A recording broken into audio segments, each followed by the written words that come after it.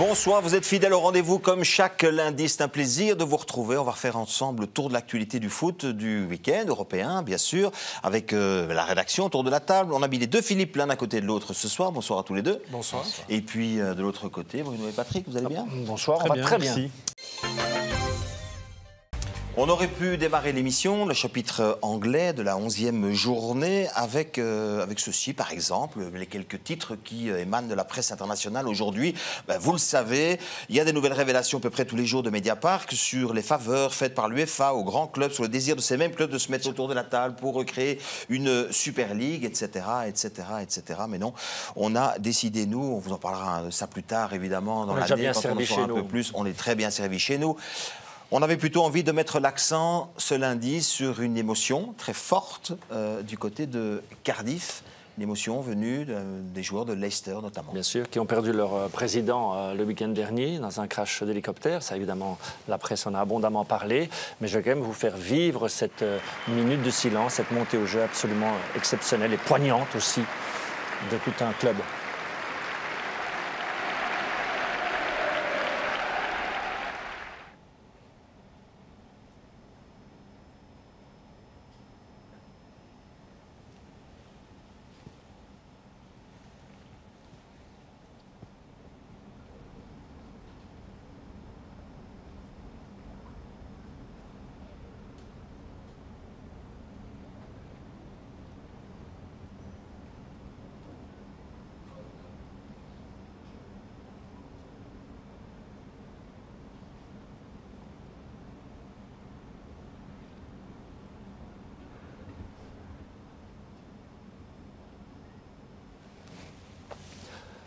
On a évidemment très peu parlé football cette semaine du côté de Leicester et très peu tactique aussi.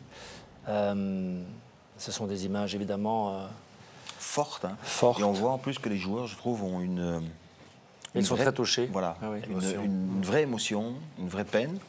Oui, il semblerait, d'après les échos, bon, ils ont réalisé un exploit retentissant il y a 2 saisons en allant chercher un titre de champion, mais il semblerait que cet homme-là, qui était milliardaire, mais qui a vraiment créé une atmosphère particulière au club où tout le monde se sent important, de la personne qui vous accueille, du cuisinier, en passant par la personne qui lave les maillots.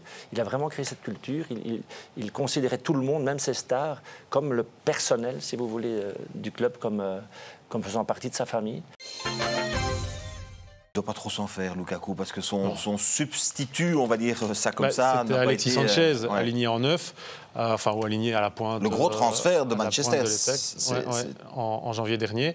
OK, il a mis un assise dans cette rencontre, mais on peut regarder que dans cette partie-ci, Sanchez, il n'a pas fait un grand match non plus. J'ai mis quelques phases de jeu pour mettre en évidence quand même beaucoup de déchets techniques.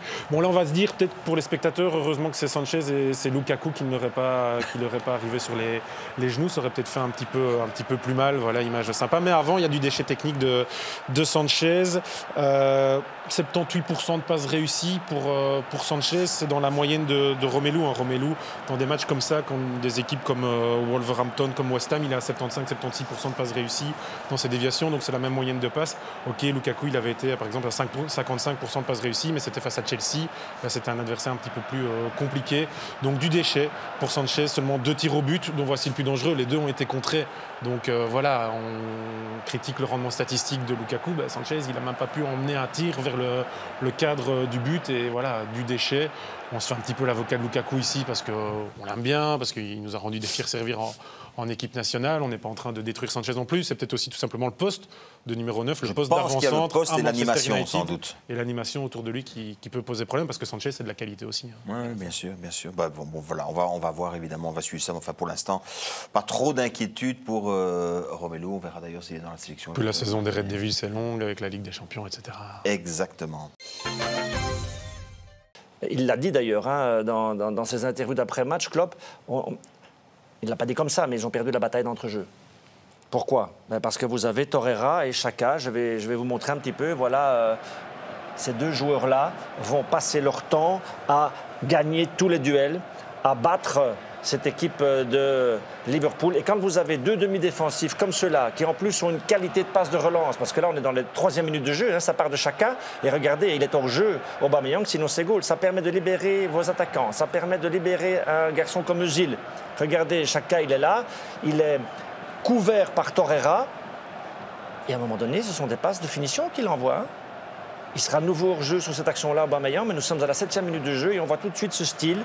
On revient avec de la rigueur défensive. Torreira sur toutes les trajectoires. Chacun est prêt à récupérer le ballon et en une passe, il essaye de faire la différence. Et ce sont des passes de finition qui viennent de très très loin. Donc non seulement ces joueurs défendent, ils sont là, ils sont prêts. Vous ratez un contrôle, ils sont sur vous. Même si il faut laisser quelques dents dans la bagarre. Et ici, Chaka est là. Torreira est au tapis. Mais ces passes-là, ça ne va pas tout le temps fonctionner, bien évidemment. Mais on a retrouvé une assise qui rassure le gardien, qui rassure les défenseurs. Regardez, 91e minute de jeu. Chaka vient voir parce que son copain Torreira a des crampes. Ils ont été jusqu'au bout. Ce ne sont pas les seuls joueurs qui auront des crampes dans cette rencontre. Mais ça dénote bien l'état d'esprit aussi. Il y a des défenseurs qui défendent du côté d'Arsenal aujourd'hui. Il y a des demi-défensifs qui viennent les couvrir et qui défendent très bien avec une passe de relance, parce qu'on ne peut plus être uniquement un 8 aujourd'hui ou un 6 sans avoir une capacité de jouer offensivement. Et ça libère vos esprits offensifs. Et là, il y a du beau monde. Hein. Et encore, Mkhitaryan carbure à 60% de son potentiel, hein, parce que c'est un génie, Mkhitaryan. Mais qui est Vous mettez ça sur le compte de l'entraîneur? Ah oui, du travail, de la mise en place, bien sûr. Il faut jouer contre cette équipe de Liverpool. Vous faites une demi-faute, vous êtes puni. Hein. On va continuer avec le match entre Wolverhampton et Tottenham. Match plus qu'intéressant également, mais qui a tourné court pour un joueur, c'est Dembélé. Oui. Ça a tourné très très court puisque ça s'est passé après 1 minute 30 de jeu. On va voir exactement ce qui se passe sur un ballon perdu. Bien joué aussi par les joueurs de Wolverhampton. Ils vont aller à 2 au duel. On ne voit pas très clairement, mais on voit tout de suite qu'il lève le bras, Dembélé, et il souffre le martyre. Et sur les ralentis, on va voir pourquoi. Alors il faut être attentif. Hein. Cheville droite. La cheville droite qui est coincée sous le corps de son adversaire et le pied qui tourne vraiment méchamment. J'ai très peur du diagnostic. On ne sait pas encore exactement la gravité, mais ces ligaments sont quand même sérieusement touchés. Alors ce qui est encourageant, c'est qu'on va le voir quand même marcher. Bon, emboîté, on peut comprendre. Marcher. Non, mais enfin, il est debout. Si c'est arraché... on ne marche plus, je pense, du tout, mais on va quand même le sortir sur civière. Ce qui est moins encourageant, c'est que c'est son point très sensible. Ouais, les chevilles, il a déjà souffert de multiples blessures aux et deux. puis là, le choc est quand même violent. Est-ce qu'il n'est pas en fin de contrat aussi? Je pense bien. Oui, je pense aussi. Merci en tout cas à tous pour ce soir. Merci à Vincent Gustin pour la réalisation. Merci à vous tous sur le plateau. Merci à vous de nous suivre chaque lundi. On vous dit à très vite.